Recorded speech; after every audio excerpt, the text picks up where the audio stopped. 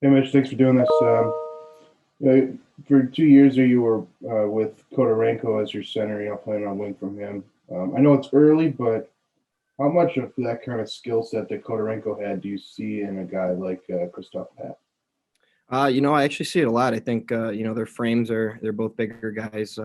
Pab's very good at controlling the puck down low, which Patty was very good at as well. So his strength, and then I think he has a sneaky shot. I think he can really let it fly and let it go.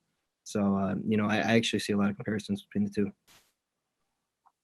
Another one, real quick here. What was it like, that you score against Arizona State to go up 2-1 with about 7 minutes left? What was that like? Just kind of without any fans, to kind of add to the excitement. Obviously a late goal like that to go up is, an exciting thing that usually fans would be pretty hyped about.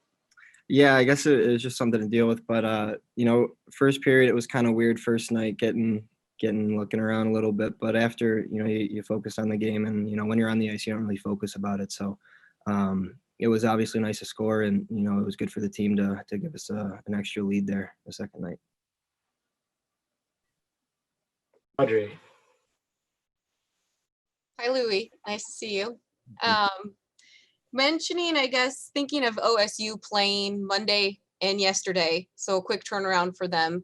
What are your expectations going up against them, knowing that they are going to be playing like 4 games in the span of like a week or essentially? So how does that help your guys' preparation, or how does that make your preparation different, or does it not? I don't think it does in terms of just in general, but trying to have good starts against them is they're going to be hopefully tired, and getting on them early and often is going to be big for us both nights, especially on the road. What's your take too on just the season in general? I mean, you're jumping right into conference play essentially. I mean, you had the one game with Arizona State, but what's your take overall on this year? Well, it's different for everyone. So, just kind of roll with it and see how it goes. Only having the schedule for the first half is, you just kind of get what you get every day, and, take it day by day, not try to rush forward. But, the Big Ten is going to be tight this year as always. And, it's fun to watch, actually watch other teams play, like, last night or the night before, and just actually watch them play. Thank you. Neil. So, Louis, you watched a lot of games over the last couple of days, and you've seen Wisconsin already playing 6 games and Minnesota 4. What's your take on just the way the team reacts to finally playing in Big Ten and not having a lot of conference games to, test yourselves a little bit before the Big Ten season? And your take overall on just what the Big Ten season means to you guys? Well, ASU is a very good team, so I think they did a good job helping us get adjusted to Big Ten play, and there's not an easy game in the Big Ten, so every weekend and every game is so much more important now, and road weekends you always want to do good on the road, so this season's gonna be weird, and just take it day by day and see how it goes, but everyone's very excited to get going this weekend. Go ahead, Sam. So obviously Ohio State's pretty strong in net with Napier. So I was just wondering how you guys are kind of preparing, knowing that scoring goals probably won't be like a cakewalk this weekend. Well, it's kind of tough. It's pretty tough every weekend. Just the goalies are so good, but we've played against them now for 3 years. So getting in front of them, and the tips and the deflections and the rebounds and the gritty goals are the ones that are going to separate us from wins and losses this weekend, I think. So just getting to him, getting in front of him, making his job very tough is on a good goalie is all the best thing you can do. Audrey.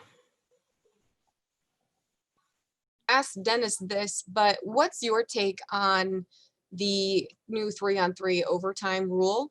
And I mean, do you like it? Do you think it's going to be beneficial for college hockey?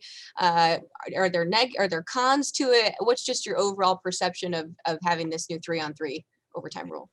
Well, I think it goes both ways. I think, just for the fans and in general and watching it, it'll be more exciting. 3-on-3, it's fun to play and obviously fun to watch. So the importance of it, I like that in general, just being more important, having to win those games. That's kind of the separation. But I guess the only con, losing in a shootout really stinks. Losing in overtime really stinks, but that's just part of it. But, winning those games makes it even more fun. Thanks. Neil. Ohio State lost a lot of players from last season, a lot of players that you knew well, and they've obviously had some good success against you guys over the last 3-4 seasons. So, Lee, how do you see Ohio State's team this year? And will they be much different in the past? And how do you sort of hope that you guys can have success against them? Yeah, well, I think, they lost a lot of seniors, but that means they brought a lot of freshmen in. So, waiting to see how they do, and it'll be fun to play against them. But with Napier and net, they still got a solid D-core back there too. So tough to get by them. So chip in pucks deep and just break them down. But yeah, overall they'll still be a really good team. You think their style will change at all as far as their structure and sort of close defense and just try to be balanced? I don't know. It could. We'll see. They only play 2 games, so I mean, it'll be. I like playing them early. Usually, we get them kind of later in the season, going off more info. But no, it'll be fun to see.